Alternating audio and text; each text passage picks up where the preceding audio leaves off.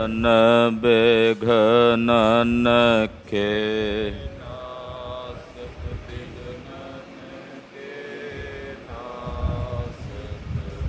ਹਰਿ ਗੋਬਿੰਦ ਸ਼ੁਭ ਮਤਿ ਪ੍ਰਕਾਸਕ ਸ਼੍ਰੀ ਹਰਿ ਰਾਇ ਨਾਮੋ ਕਰ ਜੋਰੀ ਨਾਮੋ ਕਰ ਜੋਰੀ ਸ਼੍ਰੀ ਹਰਿ ਕ੍ਰਿਸ਼ਨ ਮਨਾਉ ਬਹੋਰੀ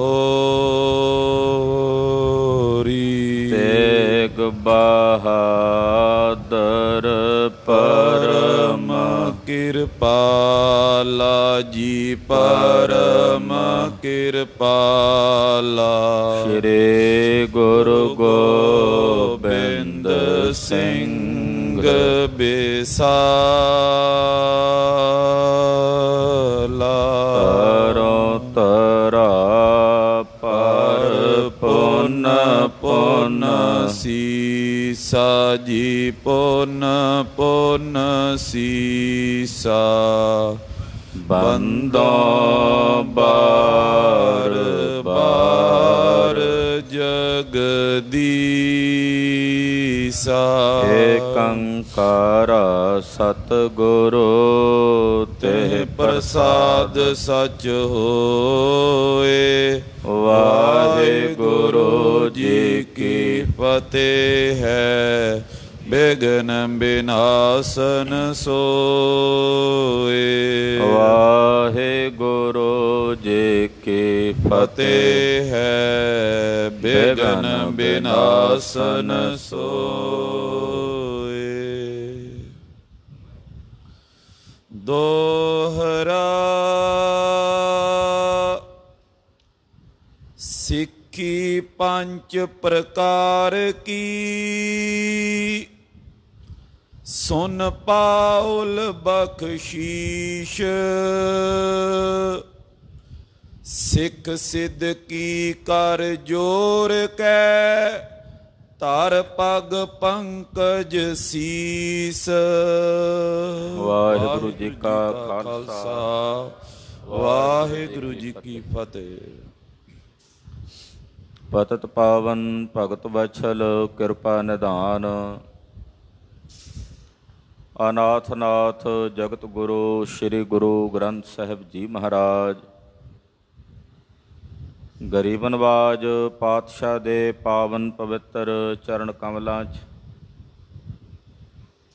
ਇਕੱਤਰ ਹੋਈ ਜੁੜ ਬੈਠੀ ਗੁਰੂ ਸਵਰੂਪ ਗੁਰੂ ਖਾਲਸਾ ਸਾਧ ਸੰਗਤ ਜੀਓ ਧੰਤਾ ਦੇ ਪਾਤਰ ਹੋ। ਨਿਤਾ ਪ੍ਰਤੀ ਗੁਰੂ ਚਰਨਾਂ 'ਚ ਹਾਜ਼ਰੀਆਂ ਭਰ ਕੇ ਕਲਗੀਧਰ ਪੰਥ ਦੇ ਵਾਲੀ ਚਿੱਟਿਆਂ ਬਾਜਾਂ ਵਾਲੇ ਸ਼ਮਸ਼ੇਰੇ ਬਹਾਦਰ ਦੇਗ ਔਰ ਤੇਗ ਕੇ ਧਨੀ ਸਤਿਗੁਰੂ ਸ਼੍ਰੀ ਗੁਰੂ ਗੋਬਿੰਦ ਸਿੰਘ ਸਾਹਿਬ ਜੀ ਮਹਾਰਾਜ ਜੀ ਦਾ ਪਵਿੱਤਰ ਪਾਵਨ ਇਤਿਹਾਸ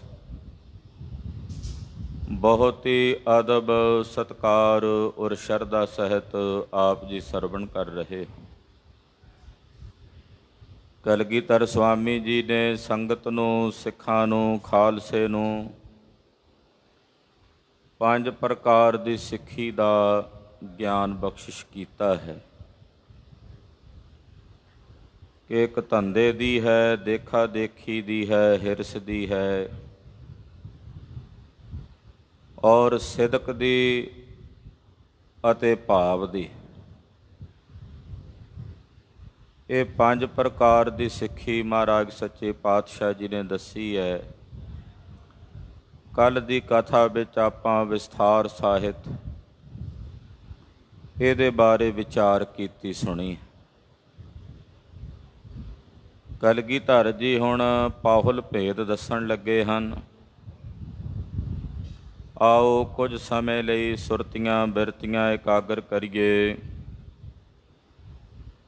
ਸਤਿਗੁਰੂ ਜੀ ਦੇ ਪਵਿੱਤਰ ਚਰਨ ਕਮਲਾਂ ਦਾ ਧਿਆਨ ਆਪਣੇ ਹਿਰਦਿਆਂ ਵਿੱਚ ਧਾਰਨ ਕਰਦੇ ਹੋਇਆਂ ਗੁਰੂ ਚਰਨਾਂ ਵਿੱਚ ਆਪਣੀ ਹਾਜ਼ਰੀ ਲਵਾਉਂਦੇ ਆਖੋ ਜੀ ਸਤਨਾਮ। ਸ੍ਰੀ ਵਾਹਿਗੁਰੂ ਸਾਹਿਬ ਜੀ। ਸਤਨਾਮ। ਸ੍ਰੀ ਵਾਹਿਗੁਰੂ ਸਾਹਿਬ ਜੀ। ਦੋਹਰਾ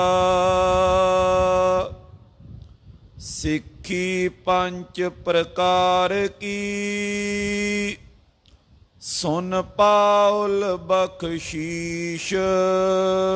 ਸਤਿਗੁਰੂ ਜੀ ਨੇ 5 ਪ੍ਰਕਾਰ ਦੀ ਸਿੱਖੀ ਦਾ ਗਿਆਨ ਸਿੱਖਾਂ ਨੂੰ ਬਖਸ਼ਿਆ ਔਰ ਗਰੀਬ ਨਵਾਜ ਪਾਤਸ਼ਾਹ ਜੀ ਮਹਾਰਾਜ ਜੀ ਹੁਣ ਪਾਹੁਲ ਦੀ ਜਿਹੜੀ ਬਖਸ਼ਿਸ਼ ਹੋਈ ਦੇਖ ਕੇ ਉਹਦਾ ਭੇਦ ਦੱਸਦੇ ਹਨ। ਸਿੱਧ ਕੀ ਕਰ ਜੋਰ ਕੈ, ਧਰ ਪਗ ਪੰਕਜ ਸੀਸ। ਸਤਿਗੁਰੂ ਜੀ ਦੇ ਚਰਨ ਕਮਲਾਂ ਦੇ ਉੱਤੇ ਸੀਸ ਰੱਖ ਕੇ ਨਮਸਕਾਰ ਕਰਕੇ ਸਿੱਧਕੀ ਸਿੱਖ ਬੜੇ ਪਿਆਰ ਨਾਲ ਬੇਨਤੀ ਕਰਕੇ ਸਤਿਗੁਰੂ ਜੀ ਨੂੰ ਪੁੱਛਦੇ ਹਨ। ਚੋਪਈ ਬੂਝਤ ਪਏ ਸਰਬ ਕਰ ਪੰਗਤ। ਸਾਰੇ ਪੰਗਤ ਕਰਕੇ ਯਾਨੀ ਕਿ ਸਤਿਗੁਰਾਂ ਦੇ ਸਨਮੁਖ ਬੈਠੇ ਨੇ। ਜਿਵੇਂ ਆਪ ਜੀ ਇਸ ਵੇਲੇ ਸਤਿਗੁਰੂ ਜੀ ਦੇ ਸਨਮੁਖ ਮਹਾਰਾਜ ਜੀ ਦੇ ਸਨਮੁਖ ਇਕੱਤਰ ਹੋ ਕੇ ਬੈਠੇ ਹੋ, ਇਸੇ ਤਰ੍ਹਾਂ ਗੁਰੂ ਕੀ ਸੰਗਤ ਮਹਾਰਾਜ ਜੀ ਦੇ ਚਰਨਾਂ ਵਿੱਚ ਬੈਠੀ ਹੋਈ ਹੈ। ਗੁਰ ਪਾਤਸ਼ਾਹੋ ਆਪ ਕੀ ਸੰਗਤ। ਸੰਗਤ ਵਿੱਚੋਂ ਕੁਝ ਜਿਹੜੇ ਮੁਖੀ ਸਿੱਖ ਸਨ ਉਹਨਾਂ ਨੇ ਬੇਨਤੀ ਕੀਤੀ, ਕਲਗੀਧਰ ਜੀ ਨੂੰ ਕਹਿਣ ਲੱਗੇ, ਹੇ ਗੁਰੂ ਪਾਤਸ਼ਾਹ, ਅਸੀਂ ਆਪ ਸਾਰੇ ਆਪ ਜੀ ਦੀ ਸੰਗਤ ਹਾਂ, ਅਸੀਂ ਸਾਰੇ ਆਪ ਜੀ ਦੇ ਚਰਨਾਂ ਦੇ ਸੇਵਕ ਹਾਂ। ਅਬਿਲਾਖਤ ਸਗਰੇ ਮਨ ਜਾਣਨ। ਮਹਾਰਾਜ ਸਾਰੀ ਸੰਗਤ ਦੇ ਮਨ ਵਿੱਚ ਜਾਣਨ ਦੀ ਅਭਿਲਾਖਾ ਹੈ। ਸਿੱਖ ਦੇ ਅੰਦਰ ਜਾਣਨ ਦੀ ਅਭਿਲਾਖਾ ਰਹਿੰਦੀ ਹੈ। ਮਹਾਰਾਜ ਜਿੰਨੀ ਸੰਗਤ ਬੈਠੀ ਹੈ, ਸਾਰੇ ਸਿੱਖ ਬੈਠੇ ਨੇ, ਇਹ ਸਾਰੇ ਜਾਣਨਾ ਚਾਹੁੰਦੇ ਹਨ। ਸ਼ਰਵਨ ਕਰਨ ਕੋ ਤੁਮਰੇ ਆਨਨ। ਇਹ ਸਾਰੇ ਆਪ ਜੀ ਦੇ ਮੁਖਾਰ ਬਿੰਦ ਚੋਂ ਉਚਾਰਨ ਕੀਤੇ ਹੋਏ ਬਚਨ ਸੁਣਨਾ ਚਾਹੁੰਦੇ ਹਨ। ਜਿੰਨੀ ਸੰਗਤ ਬੈਠੀ ਹੈ, ਜਿੰਨੇ ਸਿੱਖ ਬੈਠੇ ਨੇ, ਇਹ ਸਾਰੇ ਆਪ ਜੀ ਦੇ ਮੁਖਾਰ ਬਿੰਦ ਚੋਂ ਉਚਾਰਨ ਕੀਤੇ ਹੋਏ ਅੰਮ੍ਰਿਤ ਬਚਨ ਸੁਣਨਾ ਚਾਹੁੰਦੇ ਹਨ। ਪਾਹੁਲ ਕੇ ਗੁਣ ਭੇਦ ਬਖਾਨੋ। ਮਹਾਰਾਜ ਜੀ ਜੋ ਆਪ ਜੀ ਨੇ ਸਾਡੇ ਤੇ ਤਰਸ ਕਰਕੇ ਸਾਨੂੰ ਖੰਡੇ ਦੀ ਪੌਲ ਬਖਸ਼ੀ ਹੈ, ਖੰਡੇ ਦੀ ਪੌਲ ਦੇ ਗੁਣ ਔਰ ਖੰਡੇ ਦੀ ਪੌਲ ਦੇ ਜਿਹੜੇ ਅੰਦਰਲੇ ਰਹੱਸ ਭੇਦ ਹਨ, ਉਹ ਆਪ ਜੀ ਕਿਰਪਾ ਕਰਕੇ ਸਾਨੂੰ ਦੱਸੋ। ਅਸੀਂ ਸਾਰੇ ਜਾਣਨਾ ਚਾਹੁੰਦੇ ਹਾਂ। ਆਪ ਜੀ ਆਪਣੇ ਮੁਖਾਰ ਬਿੰਦ ਚੋਂ ਉਚਾਰੋ ਤੇ ਅਸੀਂ ਸੁਣੀਏ। ਜਿਮਰਾਵਰ ਨੇ ਕੀਨ ਮਹਾਨੋ। ਜਿਵੇਂ ਆਪ ਜੀ ਨੇ ਮਹਾਨ ਬਖਸ਼ਿਸ਼ ਕੀਤੀ ਹੈ, ਇਹ ਮਹਾਨ ਪਰਉਪਕਾਰ ਆਪਣਿਆਂ ਸਿੱਖਾਂ ਤੇ ਕੀਤਾ ਹੈ, ਖੰਡੇ ਦੀ ਪੌਲ ਬਖਸ਼ਿਸ਼ ਕਰਕੇ। ਔਰ ਇਹ ਸਰਵੋਤਮ ਦਾਤ ਆਪ ਜੀ ਨੇ ਆਪਣਿਆਂ ਸਿੱਖਾਂ ਨੂੰ ਬਖਸ਼ਿਸ਼ ਕੀਤੀ ਹੈ। ਭਾਵ ਸਹਿਤ ਕਲਗੀਧਰ ਸੁਨਿਓ। ਜਦੋਂ ਸਿੱਖਾਂ ਨੇ ਮਹਾਰਾਜ ਜੀ ਨੂੰ ਇਸ ਤਰੀਕੇ ਬੇਨਤੀ ਕੀਤੀ, ਕਲਗੀਧਰ ਪਾਤਸ਼ਾਹ ਜੀ ਮਹਾਰਾਜ ਜੀ ਨੇ ਭਾਵਨਾ ਸਹਿਤ ਬੇਨਤੀ ਸਿੱਖਾਂ ਦੀ ਸੁਣੀ। ਕਰ ਬਖਿਆਤ ਭੇਦ ਸਭ ਭਨਿਓ। ਸਤਿਗੁਰੂ ਜੀ ਨੇ ਉਸ ਵਕਤ ਫਿਰ ਸਾਰਾ ਭੇਦ ਜੋ ਅੰਦਰ ਦੀ ਗੋਝ ਬਾਤ ਸੀ ਉਹ ਆਪਣਿਆਂ ਸਿੱਖਾਂ ਨੂੰ ਗਰੀਬ ਨਵਾਜ ਪਾਤਸ਼ਾਹ ਜੀ ਨੇ ਦੱਸੀ ਹੈ। ਮੰਤਰ ਸੁਜੰਤਰ ਤੰਤਰ ਏਉ ਤੀਨ। ਕਹਿਣ ਲੱਗੇ, ਗੁਰਸਿੱਖੋ, ਆਮ ਕਰਕੇ ਭਾਰਤ ਖੰਡ ਦੀ ਭੂਮੀ ਦੇ ਉੱਤੇ ਜਿਹੜਾ ਤੰਤਰ ਸ਼ਾਸਤਰ ਹੈ, ਉਹਦੇ ਵਿੱਚ 3 ਪ੍ਰਕਾਰ ਦੇ ਮੰਤਰ ਜੰਤਰ ਤੰਤਰ ਕਹੇ ਜਾਂਦੇ ਹਨ। ਇੱਕ ਮੰਤਰ ਹੁੰਦਾ ਹੈ, ਮੰਤਰ ਉਹ ਹੁੰਦਾ ਜਿਹੜਾ ਬੋਲ ਕੇ ਉਚਾਰਿਆ ਜਾਵੇ। ਇਸੇ ਤਰ੍ਹਾਂ ਦੂਸਰਾ ਜੰਤਰ ਹੁੰਦਾ ਜਿਹੜਾ ਬਣਾ ਕੇ ਦਿੱਤਾ ਜਾਵੇ ਕਿਸੇ ਪ੍ਰਕਾਰ ਦਾ। ਤੋ ਤੰਤਰ ਵਗੈਰਾ ਹੁੰਦਾ, ਜਿਵੇਂ ਕੋਈ ਰੱਖ ਵਗੈਰਾ ਬਣਾ ਕੇ ਕਈ ਆਪਣਿਆਂ ਗਲਾਂ 'ਚ ਪਾ ਲੈਂਦੇ ਹਨ। ਇਹ 3 ਤਰ੍ਹਾਂ ਦੇ ਦੱਸੇ ਜਾਂਦੇ ਨੇ। ਇੱਕ ਮੰਤਰ ਹੈ, ਇੱਕ ਜੰਤਰ ਹੈ ਔਰ ਇੱਕ ਤੰਤਰ ਹੈ। ਕਾਰਜ ਕੇ ਸਿੱਧ ਕਰਤਾ ਚੀਨ। ਜਿਹੜੇ ਦੁਨਿਆਵੀ ਲੋਕ ਇਹਨਾਂ ਮੰਤਰਾਂ ਤੰਤਰਾਂ ਜੰਤਰਾਂ ਤੇ ਭਰੋਸਾ ਰੱਖਦੇ ਨੇ, ਉਹ ਕਹਿੰਦੇ ਹੈ ਕਿ ਜਦੋਂ ਇਹਨਾਂ ਮੰਤਰਾਂ ਜੰਤਰਾਂ ਤੰਤਰਾਂ ਦੀ ਅਸੀਂ ਵਰਤੋਂ ਕਰਦੇ ਹਾਂ ਤਾਂ ਸਾਡੇ ਕਾਰਜ ਸਿੱਧ ਹੁੰਦੇ ਨੇ। ਦੱਸਿਆ ਜਾਂਦਾ ਬਹੁਤ ਸਾਰੇ ਜਿਹੜੇ ਉਹਨਾਂ ਦੇ ਸਿਆਣੇ ਬਾਬੇ ਨੇ ਕਿ ਆਹ ਮੰਤਰ ਪੜ੍ਹੋਗੇ ਤੁਹਾਡਾ ਇਹ ਕਾਰਜ ਸਿੱਧ ਹੋਵੇਗਾ, ਇਹ ਜੰਤਰ ਤੁਸੀਂ ਆਪਣੀ ਦੁਕਾਨ 'ਤੇ ਜਾ ਕੇ ਲਾ ਦਿਓ, ਤੁਹਾਡੀ ਦੁਕਾਨ ਬੜੀ ਚੱਲੇਗੀ। ਤੁਸੀਂ ਅਕਸਰ ਬਹੁਤ ਸਾਰੀਆਂ ਦੁਕਾਨਾਂ ਵਿੱਚ ਵੇਖੇ ਹੋਣੇ ਨੂੰ ਕਈ ਤਰ੍ਹਾਂ ਦੇ ਜੰਤਰ ਜੇ ਬਣਾ ਕੇ ਉਹਨਾਂ ਆਪਣੀਆਂ ਦੁਕਾਨਾਂ 'ਤੇ ਲਾਏ ਹੁੰਦੇ ਨੇ, ਕਿਸੇ ਨੇ ਦਰਵਾਜ਼ੇ 'ਤੇ ਲਾਇਆ ਹੁੰਦਾ ਹੈ। ਤੋ ਇਸ ਤਰ੍ਹਾਂ ਉਹਨਾਂ ਨੂੰ ਇਹ ਭਰਮ ਪਾਇਆ ਜਾਂਦਾ ਹੈ ਕਿ ਤੁਸੀਂ ਜਦੋਂ ਇਹ ਮੰਤਰ ਪੜ੍ਹੋਗੇ ਜਾਂ ਇਸ ਜੰਤਰ ਨੂੰ ਵਰਤੋਗੇ ਜਾਂ ਇਸ ਤੰਤਰ ਦੀ ਵਰਤੋਂ ਕਰੋਗੇ, ਤੁਹਾਡੇ ਕਾਰਜ ਸਿੱਧ ਹੋਣਗੇ, ਤੁਹਾਡੇ ਕਾਰਜ ਸਫਲ ਹੋਣਗੇ। ਅਤੇ ਉਹ ਇਹ ਮੰਤਰਾਂ ਜੰਤਰਾਂ ਤੰਤਰਾਂ 'ਤੇ ਯਕੀਨ ਵੀ ਰੱਖਦੇ ਨੇ ਅਤੇ ਉਹਨਾਂ 'ਤੇ ਯਕੀਨ ਕਰਦਿਆਂ ਹੋਇਆਂ ਆਪਣੇ ਕਾਰਜ ਸਿੱਧ ਕਰਦੇ ਹਨ। ਸਤਿਨਾਮ ਮੰਤਰਨ ਸਿਰ ਮੋਰ। ਖਾਲਸਾ ਜੀ, ਪਰ ਮੈਂ ਜੋ ਆਪਣਿਆਂ ਸਿੱਖਾਂ ਨੂੰ ਮੰਤਰ ਬਖਸ਼ਿਸ਼ ਕੀਤਾ ਹੈ ਉਹ ਹੈ ਸਤਿਨਾਮ ਸ਼੍ਰੀ ਵਾਹਿਗੁਰੂ। ਦੁਨੀਆ ਦੇ ਜਿਤਨੇ ਵੀ ਮੰਤਰ ਨੇ ਉਹਨਾਂ ਸਾਰਿਆਂ ਮੰਤਰਾਂ 'ਚੋਂ ਸਿਰਮੌਰ ਮੰਤਰ ਵਾਹਿਗੁਰੂ ਗੁਰਮੰਤਰ ਹੈ। ਵਾਹਿਗੁਰੂ ਗੁਰਮੰਤਰ ਹੈ।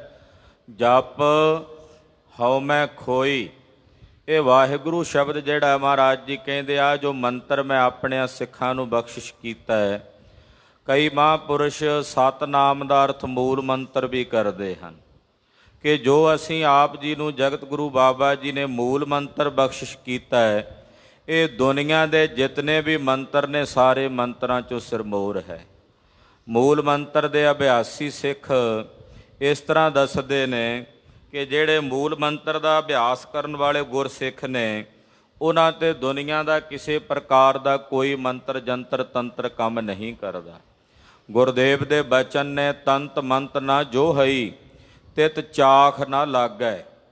ਜਿਹੜੇ ਸਤਿਗੁਰੂ ਜੀ ਦੇ ਇਸ ਪਵਿੱਤਰ ਗੁਰ ਮੰਤਰ ਦਾ ਗੁਰ ਸ਼ਬਦ ਦਾ ਅਭਿਆਸ ਕਰਦੇ ਨੇ ਉਹਨਾਂ 'ਤੇ ਦੁਨੀਆ ਦੇ ਕਿਸੇ ਤੰਤਰ ਮੰਤਰ ਦਾ ਜ਼ੋਰ ਨਹੀਂ ਚੱਲਦਾ। ਉਹਨਾਂ ਨੂੰ ਨਾ ਕਿਸੇ ਦੀ ਭੈੜੀ ਨਜ਼ਰ ਲੱਗਦੀ ਹੈ, ਤਿਤ ਚਾਖ ਨਾ ਲਾਗੈ। ਚਾਖ ਦਾ ਮਤਲਬ ਹੁੰਦਾ ਬੁਰੀ ਨਜ਼ਰ। ਤੋ ਇਸ ਪ੍ਰਕਾਰ ਨਾਲ ਮੂਲ ਮੰਤਰ ਦੁਨੀਆ ਦੇ ਸਾਰੇ ਮੰਤਰਾਂ 'ਚੋਂ ਸ਼੍ਰੋਮਣੀ ਮੰਤਰ ਹੈ, ਸਿਰਮੌਰ ਮੰਤਰ ਹੈ। ਮੂਲ ਮੰਤਰ ਦੇ ਅਭਿਆਸ ਕਰਨ ਵਾਲੇ ਅਭਿਆਸੀ ਬਹੁਤ ਸਾਰੇ ਗੁਰਸਿੱਖਾਂ ਦੇ ਜਿਹੜੇ ਉਹਨਾਂ ਦੇ ਵਿਖਿਆਨ ਨੇ ਜਾਂ ਉਹਨਾਂ ਦੀਆਂ ਕੁਝ ਸਾਖੀਆਂ ਨੇ ਉਹ ਅਕਸਰ ਕਈ ਮਹਾਂਪੁਰਸ਼ ਮਹਾਤਮਾ ਸੁਣਾਉਂਦੇ ਹਨ, ਸਾਨੂੰ ਸੁਣਨ ਦੇ ਵਿੱਚ ਅਕਸਰ ਮਿਲਦੀਆਂ ਰਹਿੰਦੀਆਂ ਹਨ। ਪਾਕਿਸਤਾਨ ਦਾ ਰਾਸ਼ਟਰਪਤੀ ਖੁਦ ਜੋ ਮੁਸਲਮਾਨ ਹੋਣ ਦੇ ਬਾਵਜੂਦ ਇਸ ਪਵਿੱਤਰ ਮੂਲ ਮੰਤਰ ਦੀ ਬਾਣੀ ਦਾ ਅਭਿਆਸ ਕਰਦਾ ਰਿਹਾ ਹੈ। ਉਹ ਕਹਿੰਦਾ ਇਸ ਪਾਵਨ ਮੂਲ ਮੰਤਰ ਦੇ ਅਭਿਆਸ ਦੁਆਰਾ ਹਿਰਦੇ ਨੂੰ ਸ਼ਕਤੀ ਪ੍ਰਾਪਤ ਹੁੰਦੀ ਹੈ। ਮੈਨੂੰ ਇਸ ਤਰ੍ਹਾਂ ਪ੍ਰਤੀਤ ਹੁੰਦਾ ਹੈ ਕਿ ਇਹ ਮੰਤਰ ਮੇਰੀ ਹਰ ਜਗ੍ਹਾ 'ਤੇ ਰੱਖਿਆ ਕਰ ਰਿਹਾ ਹੈ। ਸੋ ਕਹਿਣ ਤੋਂ ਭਾਵ ਦੁਨੀਆ ਦੇ ਜਿੰਨੇ ਵੀ ਮੰਤਰ ਨੇ ਉਹਨਾਂ ਸਾਰੇ ਮੰਤਰਾਂ ਵਿੱਚੋਂ ਸਿਰਮੌਰ ਮੰਤਰ ਇਹ ਪਵਿੱਤਰ ਮੰਤਰ ਮੂਲ ਮੰਤਰ ਹੈ, ਵਾਹਿਗੁਰੂ ਗੁਰਮੰਤਰ ਹੈ। ਜਿਸ ਕੇ ਸਮ ਜਗ ਮੈਨੇ ਔਰ। ਇਸ ਮੰਤਰ ਦੇ ਤੁਲ ਦੁਨੀਆ 'ਚ ਕੋਈ ਮੰਤਰ ਨਹੀਂ। ਇਹ ਮੰਤਰ ਸਭ ਤੋਂ ਸ਼੍ਰੋਮਣੀ ਹੈ। ਇਸ ਮੰਤਰ ਦੇ ਬਰਾਬਰ, ਇਸ ਮੰਤਰ ਦੇ ਤੁਲ ਸੰਸਾਰ ਦੇ ਵਿੱਚ ਕੋਈ ਦੂਜਾ ਮੰਤਰ ਨਹੀਂ। ਇਹ ਗੁਰਸਿੱਖ ਸਮਝ ਲਵੇ, ਕਿਤੇ ਭੁਲੇਖੇ 'ਚ ਨਾ ਪਿਆ ਰਵੇ। ਪੰਡਤਾਂ ਬਾਹਮਣਾਂ ਕੋਲ ਤੁਰਿਆ ਫਿਰੇ, ਪੰਡਤ ਜੀ ਮੈਨੂੰ ਕੋਈ ਮੰਤਰ ਦੱਸੋ, ਮੈਂ ਫਲਾਣਾ ਕੰਮ ਕਰਨਾ, ਕਿਵੇਂ ਕਰਾਂ? ਅਤੇ ਪੰਡਤਾਂ ਕੋਲੋਂ ਜਾ ਕੇ ਮੰਤਰ ਸੁਣਦਾ ਫਿਰੇ, ਪੁੱਛਦਾ ਫਿਰੇ। ਗੁਰਸਿੱਖ ਵਾਸਤੇ ਸਭ ਤੋਂ ਸ਼੍ਰੋਮਣੀ ਮੰਤਰ ਮੂਲ ਮੰਤਰ ਗੁਰਮੰਤਰ ਹੈ। ਇਹਦੇ ਤੋਂ ਉੱਤਮ ਮੰਤਰ ਕੋਈ ਹੈ ਹੀ ਨਹੀਂ ਸੰਸਾਰ ਦੇ ਵਿੱਚ, ਵਿਸ਼ਵ ਦੇ ਵਿੱਚ। ਇਹ ਸਿੱਖ ਆਪਣੇ ਹਿਰਦੇ ਵਿੱਚ ਜਾਣ ਲਵੇ। ਵਾਹਿਗੁਰੂ ਏਓ ਮੰਤਰ ਮਹਾਨਾ। ਇਹ ਵਾਹਿਗੁਰੂ ਮੰਤਰ ਦੁਨੀਆ ਦੇ ਸਾਰੇ ਮੰਤਰਾਂ 'ਚੋਂ ਮਹਾਨ ਮੰਤਰ ਹੈ। ਦੁਨੀਆ ਦੇ ਜਿੰਨੇ ਮੰਤਰ ਨੇ ਸਭ ਤੋਂ ਸ਼੍ਰੋਮਣੀ ਮੰਤਰ ਸਰਵੋਤਮ ਮੰਤਰ ਵਾਹਿਗੁਰੂ ਗੁਰਮੰਤਰ ਹੈ। ਚਤੁਰ ਵਰਨ ਕੋ ਜੋੜਨ ਠਾਨਾ। ਚਾਰ ਅੱਖਰਾਂ ਨੂੰ ਜੋੜ ਕੇ ਇਸ ਮੰਤਰ ਨੂੰ ਸਤਿਗੁਰੂ ਸੱਚੇ ਪਾਤਸ਼ਾਹ ਨੇ ਬਣਾਇਆ ਹੈ। ਭਾਈ ਸਾਹਿਬ ਭਾਈ ਗੁਰਦਾਸ ਜੀ ਨੇ ਆਪਣੀ ਪਹਿਲੀ ਵਾਰ ਦੇ ਅੰਦਰ ਵਾਹਿਗੁਰੂ ਗੁਰਮੰਤਰ ਦੀ ਵਿਆਖਿਆ ਕੀਤੀ ਹੈ ਕਿ 4 ਮੰਤਰਾਂ ਨੂੰ ਜੋੜ ਕੇ ਜਾਂ 4 ਮੰਤਰਾਂ ਦਾ ਇੱਕ ਇੱਕ ਅੱਖਰ ਲੈਂਦਿਆਂ ਹੋਇਆਂ ਇਸ 4 ਅੱਖਰਾਂ ਨੂੰ ਜਗਤ ਗੁਰੂ ਗੁਰੂ ਨਾਨਕ ਸਾਹਿਬ ਨੇ ਪ੍ਰਗਟ ਕੀਤਾ, ਜਿਹੜਾ ਪਹਿਲਾਂ ਗੁਪਤ ਸੀ।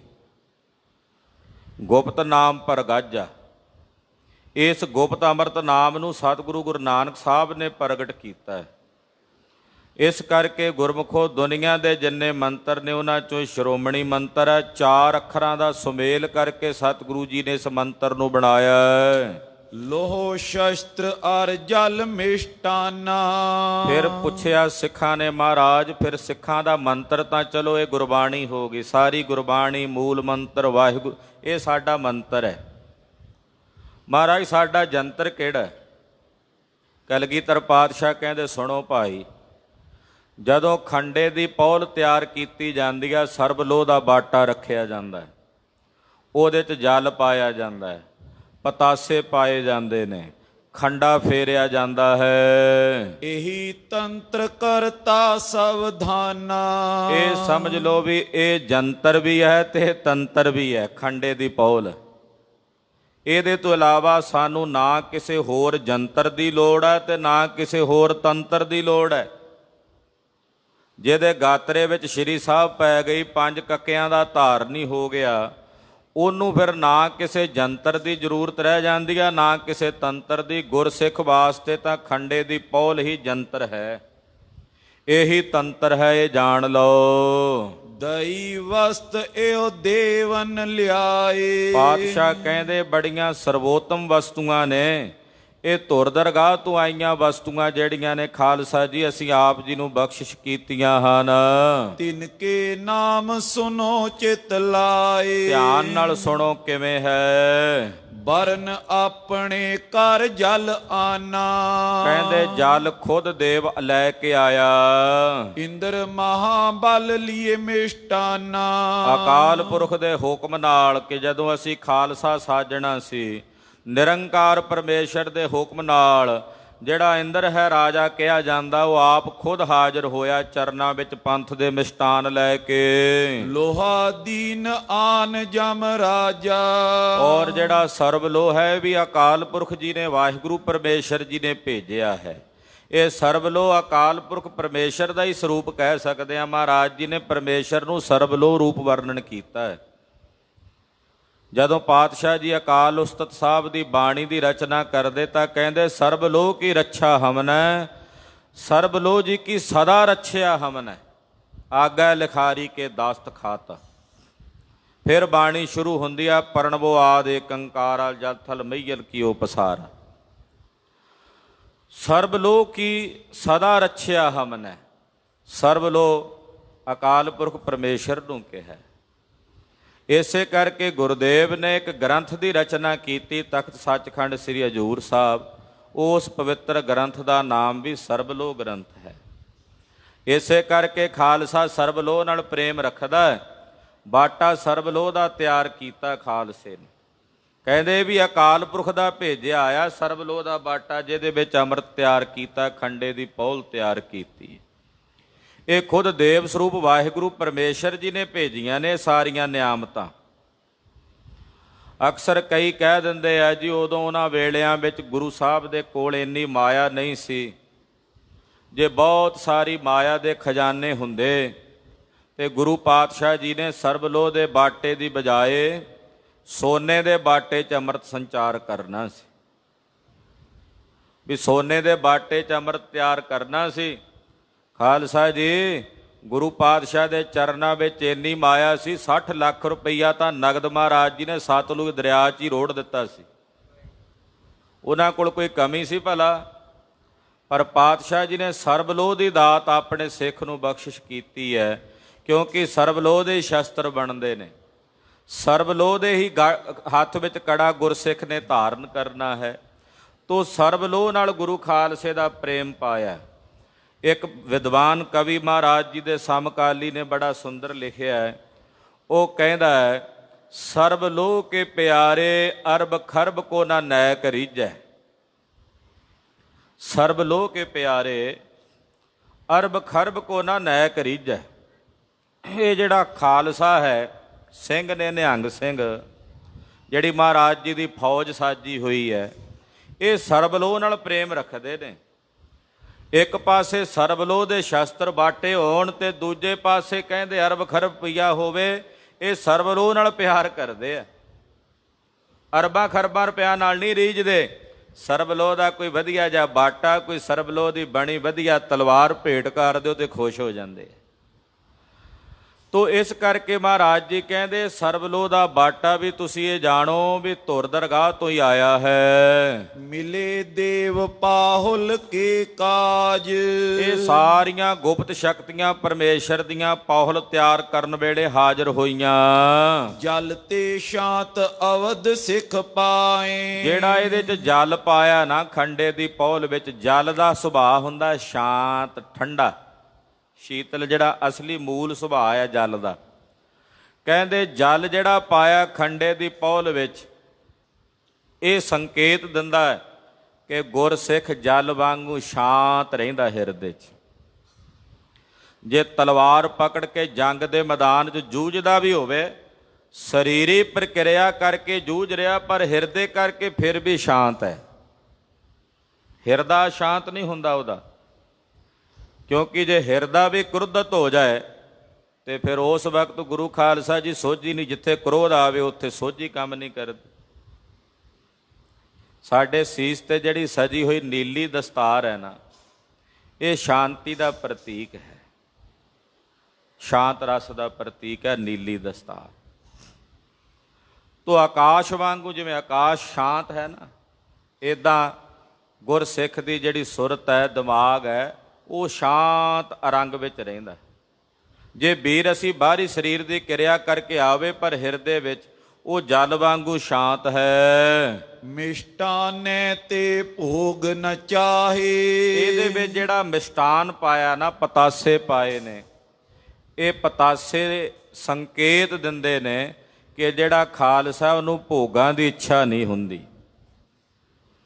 ਤੁਸੀਂ ਮਿੱਠਾ ਖਾ ਲਓ ਨਾ, ਮਿੱਠਾ ਖਾਣ ਤੋਂ ਬਾਅਦ ਕਹੋ ਵੀ ਹੋਰ ਮਿੱਠਾ ਖਾਈ ਜਾਓ, ਆਖਰਕਾਰ ਮੂੰਹ ਅੱਕ ਜਾਂਦਾ, ਮਿੱਠੇ ਤੋਂ ਮਨ ਅੱਕ ਜਾਂਦਾ। ਕਿੰਨਾ ਕੁ ਖਾ ਲੇਗਾ? ਕੋਈ ਬਹੁਤ ਜ਼ਿਆਦਾ ਮਿੱਠੇ ਦਾ ਸ਼ੌਕੀਨ ਹੋਵੇ, ਅੱਧਾ ਕਿਲੋ ਖਾ ਲੇਗਾ, ਉਹਨੂੰ ਕੋਈ ਹੋਰ ਖਾ ਲੈ, ਪਰ ਉਹ ਮਿੱਠੇ ਤੋਂ ਬਾਅਦ ਉਹਦਾ ਮਨ ਇੱਕ ਵਾਰੀ ਪੂਰਾ ਉਪਰਾਮ ਹੋ ਜਾਂਦਾ ਵੀ ਬਸ ਹੁਣ ਨਹੀਂ, ਬਹੁਤ ਮਿੱਠਾ ਖਾ ਲਿਆ, ਹੁਣ ਹੋਰ ਨਹੀਂ ਖਾਧਾ ਜਾਂਦਾ।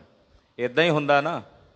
ਕਹਿੰਦੇ ਜਿਹੜੀ ਖੰਡੇ ਦੀ ਪਹੁਲ ਦੇ ਵਿੱਚ ਮਿਸ਼ਟਾਨ ਹੈ ਨਾ, ਪਤਾਸੇ, ਇਹ ਖਾਲਸੇ ਦੇ ਵਿੱਚ ਭੋਗਾਂ ਦੀ ਚਾਹਨਾ ਤੋਂ ਰਹਿਤ ਹੋਣ ਦੀ ਅਵਸਥਾ ਹੈ। ਵੀ ਜਿਹੜਾ ਖਾਲਸਾ ਹੈ ਉਹ ਭੋਗਾਂ ਦੀ ਇੱਛਾ ਨਹੀਂ ਰੱਖਦਾ, ਉਹ ਭੋਗ ਵਿੱਚ ਰਹਿੰਦਾ ਹੋਇਆ ਵੀ ਯੋਗ ਦੀ ਪਾਲਣਾ ਕਰਦਾ ਹੈ।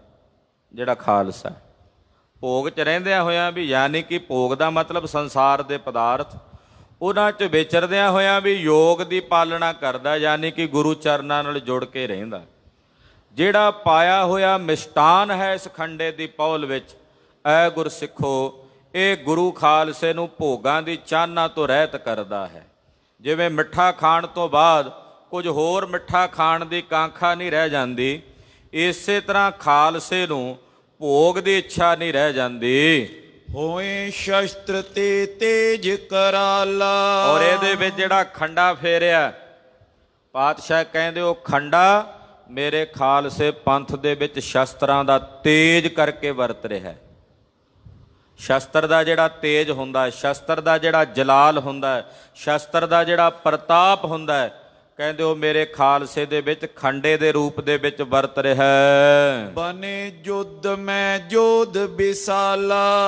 ਜਿਹੜਾ ਖੰਡਾ ਫੇਰਿਆ ਗਿਆ ਇਸ ਪਹੁਲ ਵਿੱਚ, ਉਹਦੇ ਕਾਰਨ ਕਰਕੇ ਮੇਰਾ ਖਾਲਸਾ ਸ਼ਸਤਰਧਾਰੀ ਹੋ ਕੇ ਜੰਗ ਦੇ ਮੈਦਾਨ 'ਚ ਸੂਰਮਾ ਬਣ ਕੇ ਲੜਨ ਵਿੱਚ ਯੋਧਾ ਹੋਵੇਗਾ।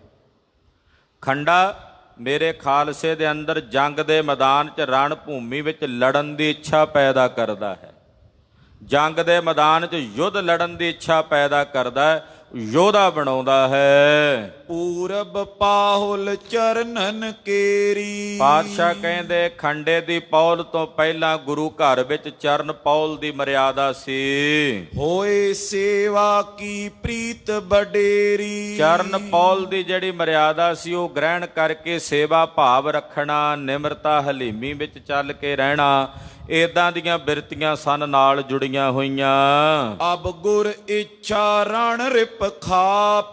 ਪਰ ਹੁਣ ਦਾਸਾ ਭਾਵ ਨਹੀਂ, ਹੁਣ ਤਾਂ ਖਾਲਸੇ ਨੂੰ ਰਾਜ ਕਰਨ ਦਾ ਸੰਕਲਪ ਦਿੱਤਾ। ਇਸ ਕਰਕੇ ਖੰਡੇ ਦੀ ਪਹੁਲ ਛਕਾਈ ਹੈ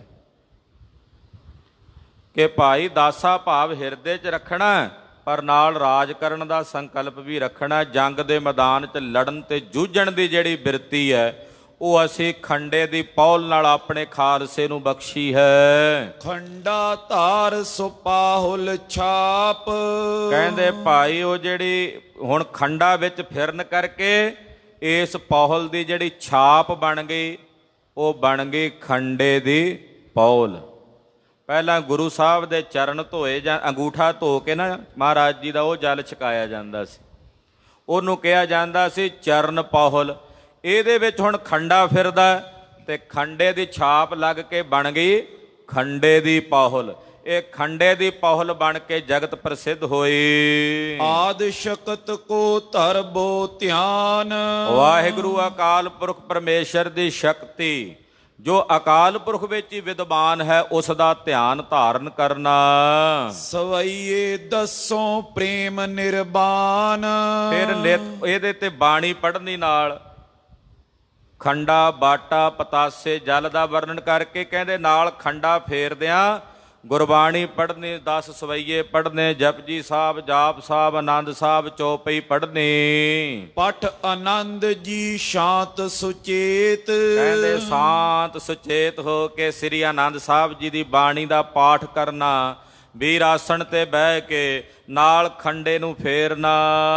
ਜਪ ਜੀ ਪੜੋ ਸੋ ਮੁਕਤੀ ਹੇਤ। ਕਹਿੰਦੇ ਭਾਈ ਜਿਹੜੀ ਬਾਣੀ ਜਪਜੀ ਪੜ੍ਹੀ ਜਾਂਦੀ ਆ, ਸਮਝ ਲਓ ਮੁਕਤੀ ਦਾ ਹੇਤ ਹੈ। ਹੋਏ ਪਾਹੁਲ ਤੇ 4 ਪਦਾਰਥ।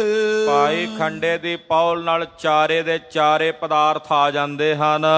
ਨਰ ਤਨ ਸਿੱਖ ਕੋ ਬਨੇ ਸਕਾਰਥ। ਜਿਹੜਾ ਮਾਈ ਭਾਈ ਖੰਡੇ ਦੀ ਪਹੁਲ ਛਕਦਾ ਉਹਦਾ ਮਨੁੱਖੀ ਜਨਮ ਸਫਲ ਹੋ ਜਾਂਦਾ। ਬਾਜਾਂ ਵਾਲੇ ਪ੍ਰੀਤਮ ਕਹਿੰਦੇ, ਕਲਗੀਧਰ ਜੀ ਕਹਿੰਦੇ ਚਾਰੇ ਪਦਾਰਥ ਮਿਲ ਜਾਂਦੇ ਆ ਖੰਡੇ ਦੀ ਪਹੁਲ ਨਾਲ। ਤੇ ਜਿਹੜਾ ਕੋਈ ਮਾਈ ਭਾਈ ਖੰਡੇ ਦੀ ਪਹੁਲ ਛਕਦਾ ਉਹਦਾ ਇਹ ਮਨੁੱਖੀ ਜਾਮਾ ਸਫਲ ਤੇ ਸਕਾਰਥਾ ਹੋ ਜਾਂਦਾ। ਪੀਵਹੁ ਪਹੁਲ ਖੰਡੇ ਧਾਰ ਹੋਏ ਜਨਮ ਸੁਹੇਲਾ, ਉਹਦਾ ਜਨਮ ਸਕਾਰਥਾ ਹੋ ਜਾਂਦਾ। ਵੱਡ ਭਾਗੀ ਕੋ ਪ੍ਰਾਪਤ ਹੋਏ। ਇਹ ਖੰਡੇ ਦੀ ਪਹੁਲ ਗੁਰਮੁਖੋ ਹਰ ਇੱਕ ਨੂੰ ਪ੍ਰਾਪਤ ਨਹੀਂ ਹੁੰਦੀ।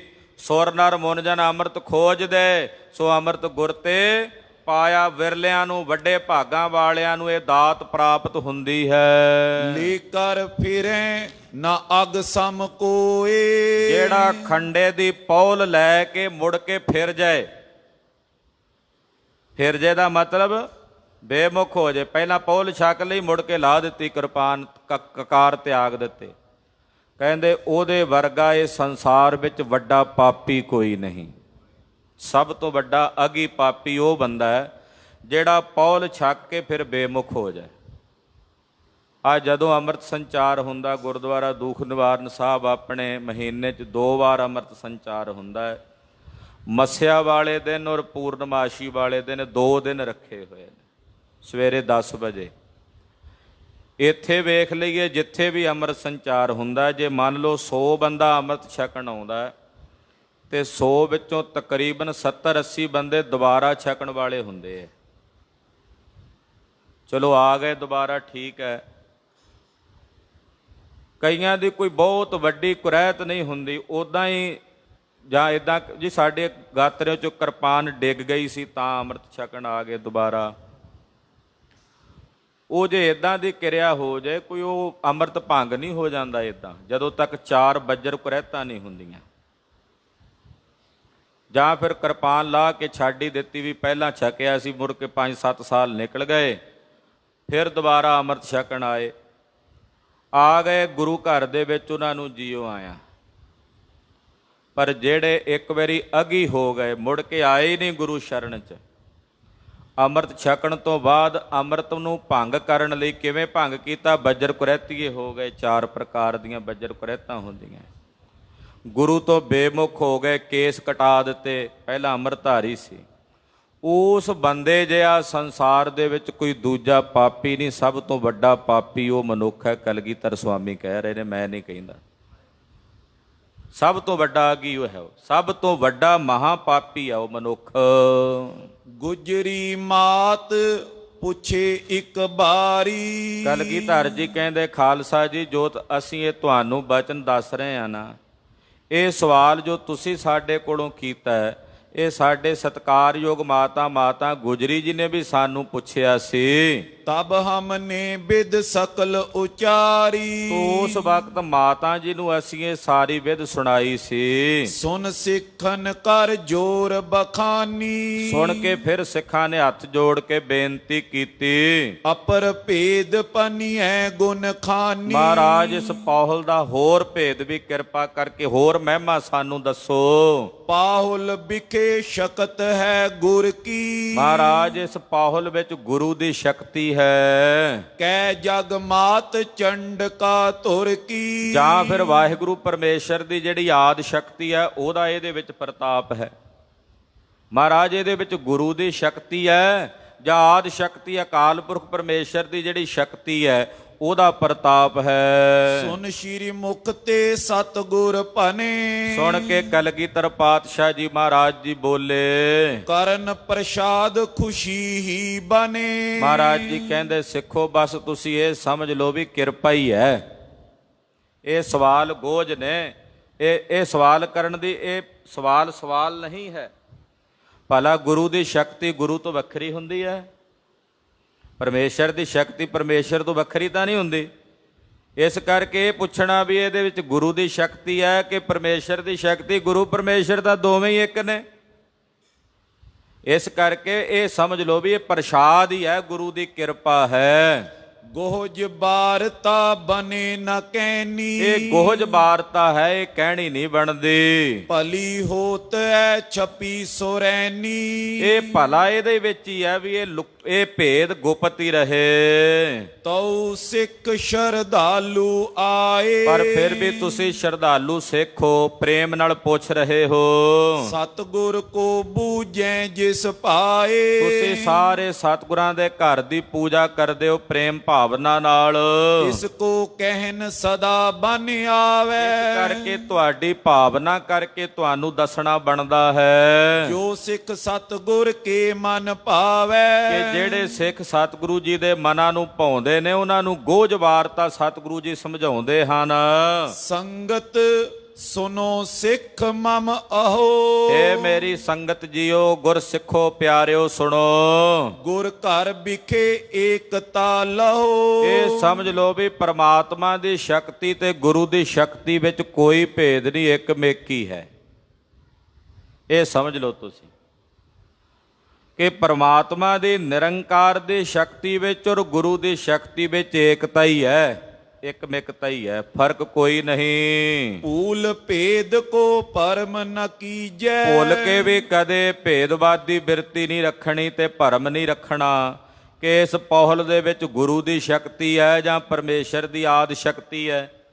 ਕਹਿੰਦੇ ਭੇਦ ਹੀ ਕੋਈ ਨਹੀਂ, ਭੇਦ ਤਾਂ ਸਮਝਣਾ ਹੀ ਨਹੀਂ। ਗੁਰੂ ਦੀ ਸ਼ਕਤੀ ਤੇ ਪਰਮੇਸ਼ਰ ਦੀ ਆਦ ਸ਼ਕਤੀ 'ਚ ਕੋਈ ਭੇਦ ਨਹੀਂ ਜਾਣਨਾ, ਨਾ ਹੀ ਕਦੇ ਮੁੜ ਕੇ ਇਸ ਤਰ੍ਹਾਂ ਦਾ ਭਰਮ ਕਰਨਾ। ਕਬੂ ਨਾ ਇਸ ਪਰ ਤਰਕ ਕਰੀਜੈ। ਇਹਦੇ ਤੇ ਕਦੇ ਵੀ ਤਰਕ ਨਹੀਂ ਕਰਨਾ ਕਿ ਗੁਰੂ ਦੀ ਸ਼ਕਤੀ ਤੇ ਪਰਮੇਸ਼ਰ ਦੀ ਆਦ ਸ਼ਕਤੀ 'ਚ ਕੋਈ ਭੇਦ ਹੈ। ਕੋਈ ਭੇਦ ਨਹੀਂ। ਗੁਰ ਪਰਮੇਸ਼ਰ ਏਕੋ ਜਾਨ, ਕੋਈ ਭੇਦ ਨਹੀਂ ਹੈ, ਕੋਈ ਫਰਕ ਨਹੀਂ ਹੈ। ਏਦਾਂ ਦਾ ਤਰਕ ਕਦੇ ਵੀ ਸਿੱਖ ਨੇ ਆਪਣੇ ਮਨ ਵਿੱਚ ਨਹੀਂ ਕਰਨਾ। ਪ੍ਰਥਮ ਤਰਿਓ ਜਬ ਹਮੇ ਅਵਤਾਰ। ਪਾਤਸ਼ਾਹ ਕਹਿੰਦੇ, ਅਸੀਂ ਆਪਣੇ ਪੂਰਬਲੇ ਜਨਮ ਦੀ ਕੁਝ ਵਾਰਤਾ ਸਿੱਖੋ ਤੁਹਾਨੂੰ ਸਰਵਣ ਕਰਾਉਂਦੇ ਹਾਂ। ਜਦੋਂ ਅਸੀਂ ਪਹਿਲਾ ਅਵਤਾਰ ਧਾਰਨ ਕੀਤਾ, ਕਰਿਓ ਮਨੋਰਥ ਤਪਨ ਉਦਾਰ। ਉਦੋਂ ਅਸੀਂ ਭਾਰੀ ਤਪੱਸਿਆ ਕਰਨ ਦਾ ਮਨੋਰਥ ਕੀਤਾ। ਬਿੰਦਿਆ ਚਲ ਕਾਨਨ ਮੈਂ ਰਹੇ। ਔਰ ਹੇਮਕੁੰਡ ਸਾਹਿਬ ਆਦਿਕ ਜਿਹੜੇ ਪਰਬਤ ਨੇ, ਉੱਥੇ ਜਾ ਕੇ ਅਸੀਂ ਭਾਰੀ ਤਪੱਸਿਆ ਕੀਤੀ। ਸੁਨੋ ਕਥਾ ਜਿਸ ਬਿਦ ਤਪਸਏ। ਜਿਸ ਤਰ੍ਹਾਂ ਅਸੀਂ ਪੈਦਾ ਹੋਏ, ਪੂਰਬਲਾ ਜਨਮ ਸਾਡਾ ਹੋਇਆ ਔਰ ਕੈਸੇ ਤਪ ਕੀਤਾ, ਉਹ ਅਸੀਂ ਹੁਣ ਆਪ ਜੀ ਨੂੰ ਸੁਣਾਉਂਦੇ ਹਾਂ। ਦੋਹਰਾ ਤਿਸ ਮਾਨਵੰਤਰ ਕੇ ਬਿਖੈ ਕਥਾ ਪਈ ਜਿਸ ਪਾਏ। ਉਹ ਜਿਹੜਾ ਮਨੂ ਅੰਤਰ ਦਾ ਸਮਾਂ, ਮਨੂ ਅੰਤਰ ਦੇ ਸਮੇਂ ਦੀ ਖਾਲਸਾ ਜੀ ਕੁੱਲ ਗਿਣਤੀ ਹੁੰਦੀ ਹੈ 31 ਕਰੋੜ 14 ਲੱਖ 48 ਹਜ਼ਾਰ ਸਾਲ ਦਾ ਇੱਕ ਮਨੂ ਬਣਦਾ ਹੈ। ਤੋ ਕਹਿੰਦੇ ਉਹ ਜਿਹੜਾ ਇੱਕ ਮਨੂ ਅੰਤਰ ਦਾ ਸਮਾਂ ਸੀ, ਉਸ ਵੇਲੇ ਦੀ ਇਹ ਵਾਰਤਾ ਹੈ, ਤੁਹਾਨੂੰ ਸੁਣਾਉਂਦੇ ਹਾਂ। ਸੁਨੋ ਪ੍ਰੀਤ ਕਰ ਉਮਾ ਤਬ ਗਈ ਤਪਨ ਤਿਸ ਥਾਏ। ਉੱਥੇ ਹੀ ਹੇਮਕੁੰਡ ਸਾਹਿਬ ਵਾਲੇ ਪਰਬਤ ਦੇ ਨੇੜੇ ਵਿੰਧਿਆਚਲ ਦੇ ਹਿਮਾਲਿਆ ਦੇ ਪਰਬਤਾਂ ਵਿੱਚ ਦੇਵੀ ਜਿਹੜੀ ਸੀ ਉਹ ਤਪ ਕਰਨ ਵਾਸਤੇ ਗਈ। ਕਿਉਂ ਗਈ, ਕਿਵੇਂ ਗਈ, ਉਹ ਵੀ ਦੱਸਦੇ ਹਾਂ। ਨਿਸ਼ਾਨੀ ਚੰਦ ਦਾਨਵ ਦੈਤਨ ਪਾਏ ਬਲ ਸੁਰ ਕਰੇ ਪਰਾਜੈ। ਦਾਨਵ ਬੜੇ ਬਲੀ ਹੋ ਗਏ ਤੇ ਦਾਨਵਾਂ ਨੇ ਬਲੀ ਹੋ ਕੇ ਦੇਵਤਿਆਂ ਨੂੰ ਹਰਾ ਦਿੱਤਾ ਤੇ ਇੰਦਰ ਕੋਲੋਂ ਰਾਜ ਖੋਹ ਲਿਆ। ਚੰਡੀ ਦੀ ਵਾਰ ਵਿੱਚ ਕਲਗੀਧਰ ਜੀ ਨੇ ਉਹਦਾ ਜ਼ਿਕਰ ਕੀਤਾ। ਜਿਹੜੇ ਗੁਰਸਿੱਖ ਚੰਡੀ ਦੀ ਵਾਰ ਦਾ ਨਿਤਨੇਮ ਕਰਦੇ ਐ ਉਹਨਾਂ ਨੂੰ ਪਤਾ ਹੋਣਾ ਕਿ ਦਿੱਤਾ ਇੰਦਰ ਨਿਕਾਲ ਕੈ, ਇੰਦਰ ਨੂੰ ਵੀ ਉਹਦੇ ਆਸਣ ਤੋਂ ਸਵਰਗਪੁਰੀ ਚੋਂ ਦਾਨਵਾਂ ਨੇ ਕੱਢ ਦਿੱਤਾ। ਛੀਨ ਲੋਕ ਸੁਰ ਲੋਕ ਕੋ ਕਰ ਗਰਭ ਮਹਾਜੈ। ਔਰ ਸਾਰੇ ਲੋਕ ਦੇਵਤਿਆਂ ਦੇ ਦਾਨਵਾਂ ਨੇ ਖੋਹ ਲਏ, ਦੇਵਤਿਆਂ ਨੂੰ ਭਜਾ ਦਿੱਤਾ।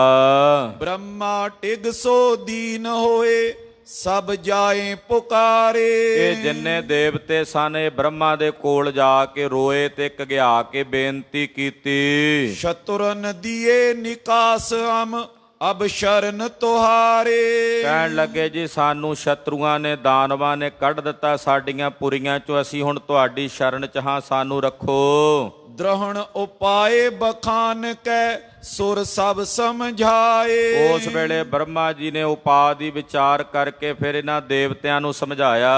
ਆਦ ਸ਼ਕਤ ਕੀ ਚੰਡਕਾ ਲਿਓ ਤਾਹੇ ਰਿਝਾਏ। ਆਖਿਆ ਤੁਸੀਂ ਸਾਰੇ ਇਕੱਠੇ ਹੋ ਕੇ ਚੰਡੀ ਦੀ ਆਰਾਧਨਾ ਕਰੋ ਤੇ ਚੰਡੀ ਕੋਲ ਜਾਓ, ਉਹਨੂੰ ਜਾ ਕੇ ਆਪਣੀ ਰੱਖਿਆ ਲਈ ਬੁਲਾਓ। ਲੈ ਦੇ ਹੈ ਤੁਮ ਰਾਜ ਕੋ ਜੈ ਅਧਿਕ ਸਮਾਜਾ। ਉਹ ਚੰਡਕਾ ਜਾ ਕੇ ਤੁਹਾਡਾ ਰਾਜ ਭਾਗ ਤੁਹਾਨੂੰ ਦਵਾਏਗੀ, ਜਿਹਦੇ ਵਿੱਚ ਤੁਹਾਡਾ ਬਹੁਤ ਸਾਰਾ ਅਧਿਕ ਰਾਜ ਸਾਜ ਹੈ। ਸੁਨ ਬ੍ਰਹਮਾ ਤੇ ਗਏ ਸੁਰ ਹਰ ਖਾਵਨ ਕਾਜਾ। ਬ੍ਰਹਮਾ ਜੀ ਕੋਲੋਂ ਸੁਣ ਕੇ ਦੇਵਤੇ ਇਕੱਠੇ ਹੋ ਕੇ ਚੰਡਕਾ ਦੇ ਕੋਲ ਆਏ। ਉਹਨੂੰ ਪ੍ਰਸੰਨ ਕਰਨ ਵਾਸਤੇ ਪਹਿਲਾਂ ਉਹਦੀ ਉਪਮਾ ਕੀਤੀ। ਜਾਏ ਅਰਾਧੀ ਚੰਡਕਾ ਬਿਦਤੀ ਜਗ ਮਾਈ। ਚੰਡੀ ਦੀ ਆਰਾਧਨਾ ਕੀਤੀ। ਕਲਗੀਧਰ ਜੀ ਲਿਖਦੇ ਇੱਕ ਦਿਹਾੜੇ ਨਾਵਣੇ ਆਈ ਦੁਰਗ ਸ਼ਾਹ, ਇੰਦਰ ਬਿਰਥਾ ਸੁਣਾਈ, ਆਪਣੇ ਹਾਲ ਦੀ ਛੀਨ ਲਈ ਠੁਕਰਾਈ ਸਾਤੇ ਦਾਨਵੀ।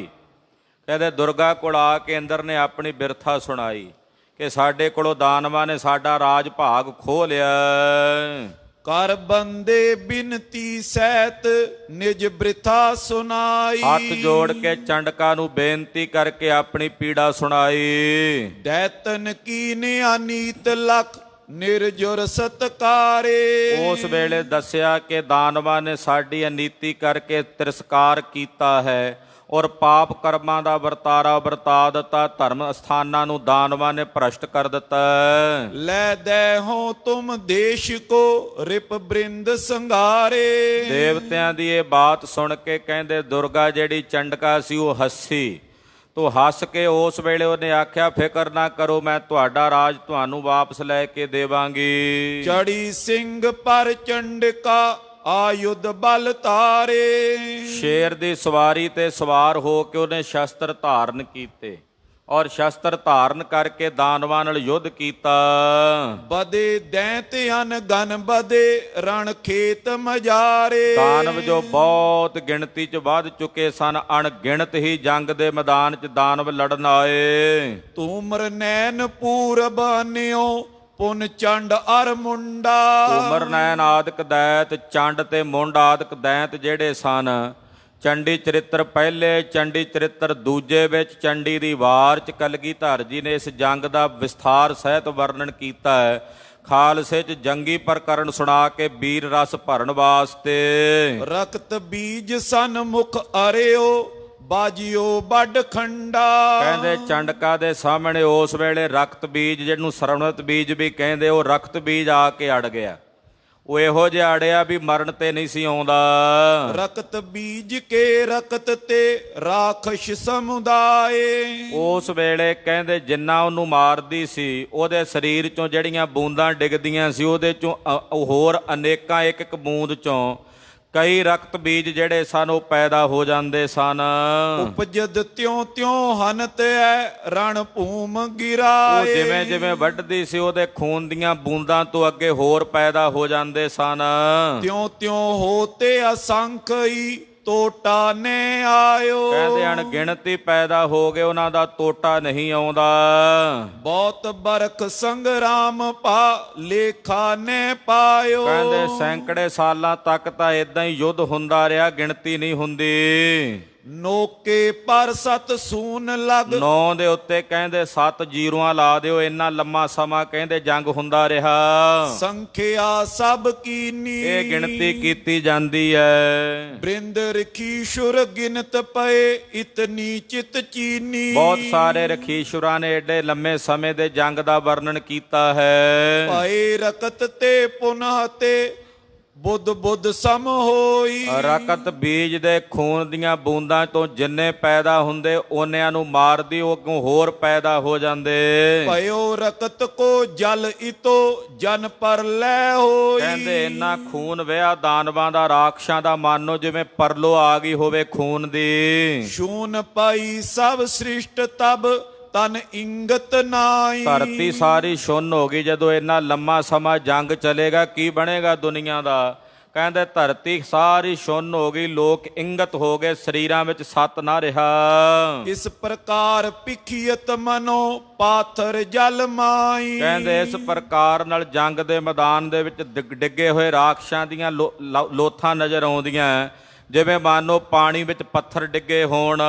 ਗਣ ਗਣ ਸੰਗ ਜੋ ਚੰਡਿਕਾ ਇਹ ਸਮੇਂ ਪਲਾਏ। ਕਹਿੰਦੇ ਬਹੁਤ ਸਾਰੇ ਗਣ ਚੰਡਕਾ ਦੇ ਨਾਲ ਲੜ ਰਹੇ ਨੇ। ਕੋ ਲਰ ਕੋ ਬਿਨ ਲੜੇ ਨੇ ਠਹਿਰਨ ਪਾਏ। ਕਹਿੰਦੇ ਕੋਈ ਲੜਦਾ, ਕੋਈ ਬਿਨਾਂ ਲੜਿਆਂ ਭੱਜ ਜਾਂਦਾ ਹੈ। ਅੰਤਰ ਧਿਆਨ ਹੋਏ ਅੰਬਕਾ ਬਿੰਦਿਆ ਚਲ ਆਈ। ਜਦੋਂ ਰਕਤ ਬੀਜ ਮਰਿਆ ਹੀ ਨਹੀਂ ਤਾਂ ਉਸ ਵਕਤ ਬਹੁਤ ਸਮਾਂ ਉਹਨਾਂ ਨੂੰ ਮਾਰਦਿਆਂ ਮਾਰਦਿਆਂ ਆਖਿਰਕਾਰ ਅੰਤਰ ਧਿਆਨ ਹੋਣਾ ਪਿਆ ਚੰਡੀ ਨੂੰ। ਕਲਗੀਧਰ ਲਿਖਦੇ ਆ ਚੰਡੀ ਦੀ ਵਾਰ 'ਚ ਕਿ ਨਿਕਲੀ ਮੱਥਾ ਫੋੜ ਕੇ ਜਨ ਫਤਿਹ ਨਿਸ਼ਾਨ ਬਜਾਏ ਕੈ। ਫਿਰ ਇਹਦੇ ਮੱਥੇ 'ਚੋਂ ਕਹਿੰਦੇ ਕਾਲਕਾ ਨਿਕਲੀ, ਉਹਨੇ ਖੂਨ ਡਿੱਗਣ ਹੀ ਨਹੀਂ ਦਿੱਤਾ। ਜਿਹੜਾ ਖੂਨ ਰਕਤ ਬੀਜ ਦਾ ਆਉਂਦਾ ਖੱਪਰ 'ਚ ਭਰ ਲੈਂਦੀ ਤੇ ਪੀ ਲੈਂਦੀ, ਕਿਉਂਕਿ ਜ਼ਮੀਨ ਤੇ ਡਿੱਗਦਾ ਤੇ ਹੋਰ ਪੈਦਾ ਹੁੰਦੇ ਸੀ ਰਕਤ ਬੀਜ।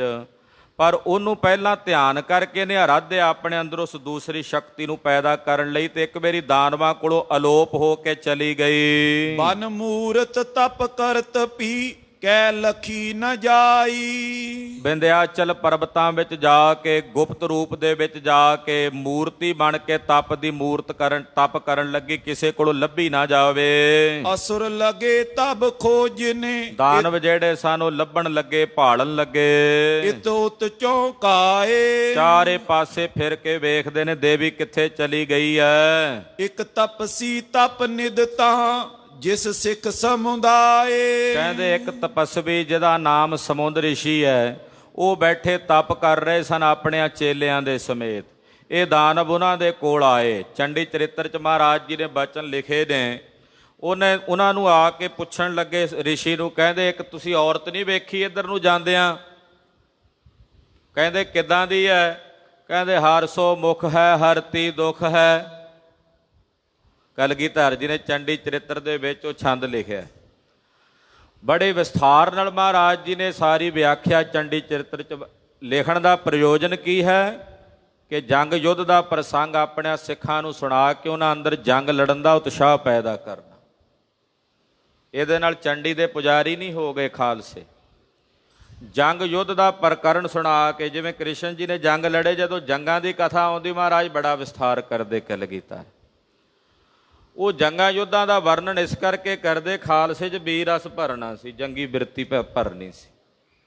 ਤੋ ਜੰਗੀ ਪ੍ਰਕਰਨ ਸੁਣਨਗੇ ਤਦੇ ਹੀ, ਜੰਗ ਯੁੱਧ ਦੀਆਂ ਬਾਤਾਂ ਸੁਣਨਗੇ ਕਰਨਗੇ ਤਦੇ ਹੀ ਅੰਦਰ ਉਤਸ਼ਾਹ ਪੈਦਾ ਹੋਵੇਗਾ ਲੜਨ ਦਾ।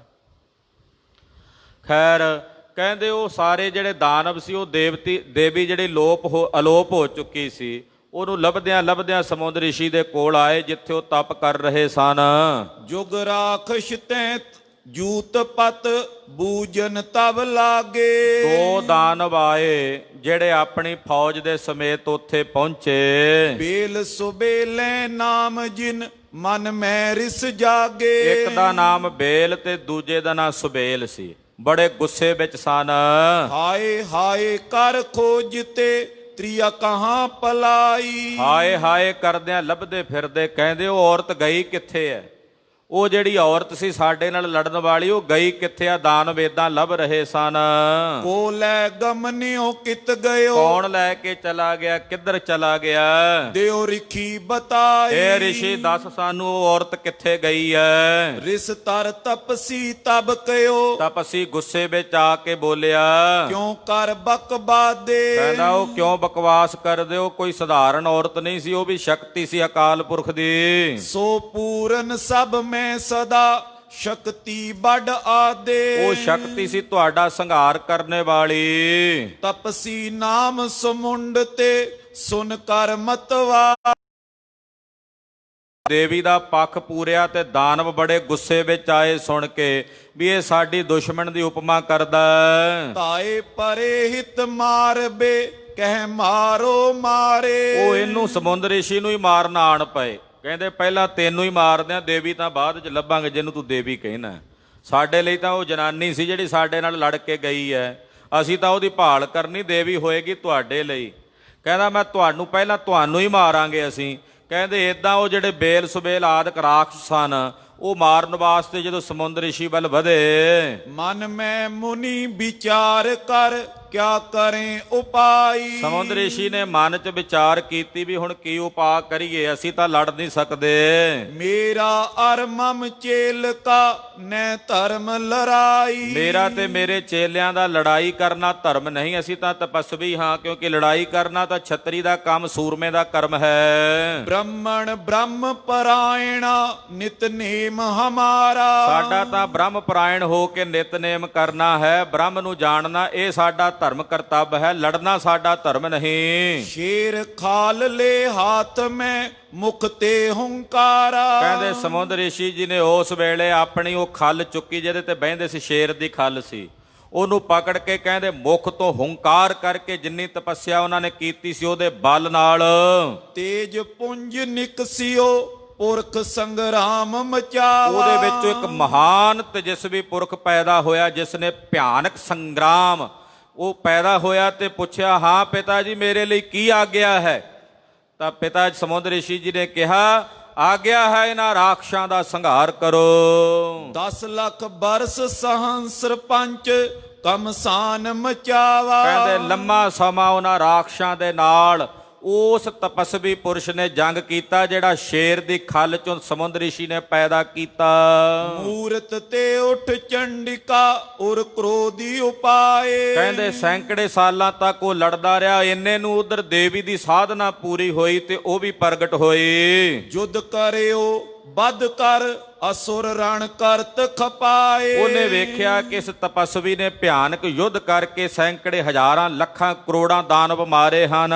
ਵਿਜੇ ਪਾਏ ਤਿਸ ਪੁਰਖ ਕੋ ਨਿਜ ਨਿਕਟ ਬਿਠਾਇਓ। ਵਿਜੇ ਪ੍ਰਾਪਤ ਕਰਕੇ ਕਹਿੰਦੇ ਉਸ ਤੇਜਸਵੀ ਪੁਰਖ ਨੂੰ ਦੇਵੀ ਨੇ ਆਪਣੇ ਕੋਲ ਬਿਠਾਇਆ।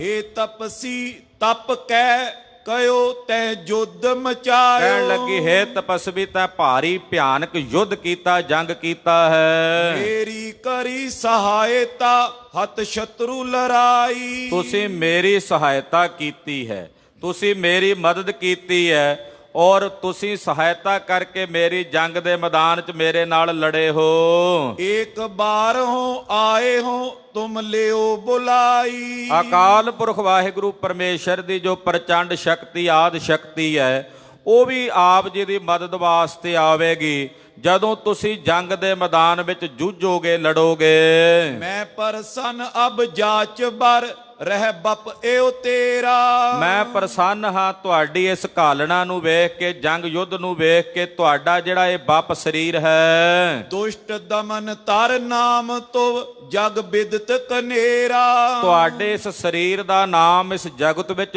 ਦੁਸ਼ਟ ਦਮਨ ਦੇ ਰੂਪ ਦੇ ਵਿੱਚ ਬਿਦਤ ਹੋਵੇਗਾ, ਪ੍ਰਗਟ ਹੋਵੇਗਾ।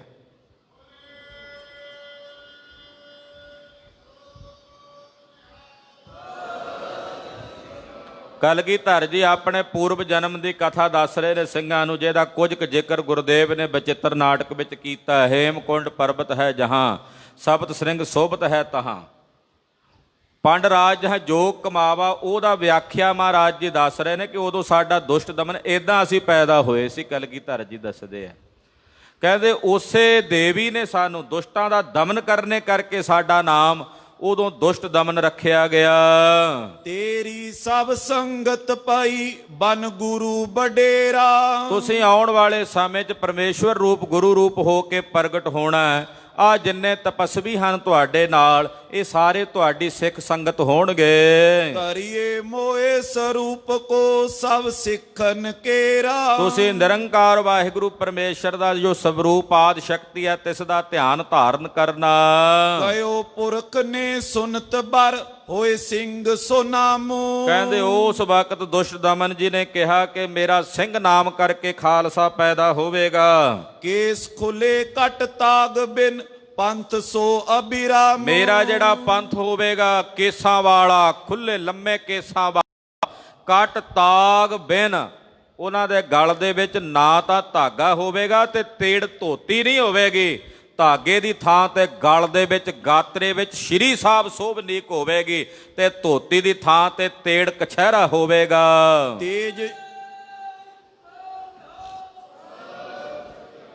तेज शस्त्र को दीजिए सब रचन तुआरी। और मेरे खालसे ਵਿੱਚ ਅਕਾਲ ਪੁਰਖ ਵਾਹਿਗੁਰੂ ਪਰਮੇਸ਼ਰ ਦੀ ਆਦ ਸ਼ਕਤੀ ਦਾ ਭਗਉਤੀ ਜਿਹੜੀ ਸ਼ਸਤਰ ਰੂਪ ਦੇ ਵਿੱਚ ਇਹਦਾ ਤੇਜ ਵਰਤੇਗਾ। ਭੁਗਤ ਮੁਕਤ ਪਦਵੀ ਮਿਲੇ ਅਰ ਗਿਰਾ ਉਦਾਰੀ। ਔਰ ਮੇਰੇ ਖਾਲਸੇ ਨੂੰ ਭੁਗਤ ਮੁਕਤ ਦੀ ਜਿਹੜੀ ਦਾਤ ਹੈ ਉਹ ਪ੍ਰਾਪਤ ਹੋਵੇਗੀ। ਸ਼ੇਰ ਖਾਲ ਤੇ ਖਾਲਸਾ ਬਲ ਸੋ ਉਪਜਾਵਾ। ਸਮੁੰਦਰ ਰਿਸ਼ੀ ਜੀ ਨੇ ਆਖਿਆ, ਕਹਿੰਦੇ ਮੈਂ ਸ਼ੇਰ ਦੀ ਖੱਲ ਚੋਂ ਤੁਹਾਨੂੰ ਪੈਦਾ ਕੀਤਾ ਹੈ, ਇਸ ਕਰਕੇ ਤੁਸੀਂ ਖਾਲ ਸਰੂਪ ਹੋ ਗਏ, ਯਾਨੀ ਕਿ ਖੱਲ ਚੋਂ ਪੈਦਾ ਹੋਏ, ਸ਼ੇਰ ਦੀ ਖੱਲ ਚੋਂ। ਤੇਜ ਸ਼ੇਰ ਕੋ ਅਗਰ ਹੋਏ ਪੀਛੇ ਪਛਤਾਵਾ। ਕਹਿੰਦੇ ਤੁਹਾਡੇ ਖਾਲਸੇ 'ਚ ਸ਼ੇਰ ਵਰਗਾ ਪ੍ਰਤਾਪ ਹੋਵੇਗਾ, ਤੇਜ ਹੋਵੇਗਾ। ਜਦੋਂ ਜੰਗ ਦੇ ਮੈਦਾਨ 'ਚ ਤੁਹਾਡੇ ਸੂਰਬੀਰ ਖਾਲਸੇ ਦੇ ਸਿੰਘ ਲੜਨਗੇ, ਸ਼ੇਰ ਵਾਂਗੂ ਦਹਾੜ ਮਾਰ ਕੇ ਵੈਰੀ ਦਲ ਦੇ ਉੱਤੇ ਟੁੱਟ ਕੇ ਪੈਣਗੇ। ਹੋਏ ਉਨਮਾਦੇ ਵਸਤ ਕੋ ਪਛਤਾਵਾ ਸੋਈ। ਪਰ ਕਹਿੰਦੇ ਇਸ ਪ੍ਰਕਾਰ ਦੇ ਨਾਲ ਜੰਗ ਦੇ ਮੈਦਾਨ ਵਿੱਚ ਲੜਦਿਆਂ ਸੂਰਬੀਰਤਾ ਵਿਖਾਉਣਗੇ। ਦੇਹੋਂ ਤੇਰੇ ਪੰਥ ਕੋ ਤਨ ਸੰਕਟ ਜੋਈ। ਕਹਿੰਦੇ ਆਪ ਜੀ ਦੇ ਪੰਥ ਦੇ ਸਰੀਰ ਉੱਤੇ ਸੰਕਟ ਵੀ ਬੜਾ ਆਵੇਗਾ, ਬੜੇ ਭਾਰੀ ਕਸ਼ਟ ਵੀ ਉਹਨਾਂ ਨੂੰ ਸਹਾਰਨੇ ਪੈਣਗੇ ਕੁਝ ਸਮੇਂ ਲਈ। ਕਹਿ ਕਰ ਅੰਤਰ ਧਿਆਨ ਪੀ ਸੋ ਪੁਰਖ ਸੁਜਾਨਾ। ਕਹਿੰਦੇ ਇਸ ਪ੍ਰਕਾਰ ਨਾਲ ਇਹ ਬਚਨ ਬਿਲਾਸ ਹੋਏ, ਉਹ ਦੇਵੀ ਉੱਥੋਂ ਅੰਤਰ ਧਿਆਨ ਹੋ ਗਈ। ਆਇਓ ਤਪਸੀ ਪਿਤਾ ਟਿਗ ਬੰਧਨ ਕੋ ਠਾਨਾ। ਜੋ ਤਪਸਵੀ ਸਨ, ਯਾਨੀ ਕਿ ਸਮੁੰਦਰ ਰਿਸ਼ੀ ਜੀ, ਦੁਸ਼ਟ ਦਮਨ ਜੀ, ਉਹਨਾਂ ਦੇ ਕੋਲ ਆ ਕੇ ਉਹਨਾਂ ਨੇ ਨਮਸਕਾਰ ਕੀਤੀ। ਬੋਲਿਓ ਮੁਨੀਵਰ ਪੁੱਤਰ ਸੁਨ ਜਨਮੋ ਕਲ ਮਾਈ। ਸਮੁੰਦਰ ਰਿਸ਼ੀ ਜੀ ਬੋਲੇ, ਹੈ ਪੁੱਤਰਵਰ, ਤੁਸੀਂ ਕਲੀ ਕਾਲ ਦੇ ਵਿੱਚ ਆਉਣ ਵਾਲੇ ਸਮੇਂ 'ਚ ਅਵਤਾਰ ਧਾਰਨਾ ਹੈ। ਪਿਖੋ ਨਰਨ ਵਿਆਹ ਅਲਪ ਤੁਵ ਅਬ ਰਹਿਓ ਪਿਤਾਈ। ਕਹਿੰਦੇ ਉਸ ਵਕਤ ਜਦੋਂ ਆਪ ਜੀ ਨੇ ਜੰਗ ਦੇ ਮੈਦਾਨ 'ਚ ਲੜਨਾ, ਜੂਝਣਾ, ਜੰਗ ਯੁੱਧ ਲੜਨੇ ਨੇ,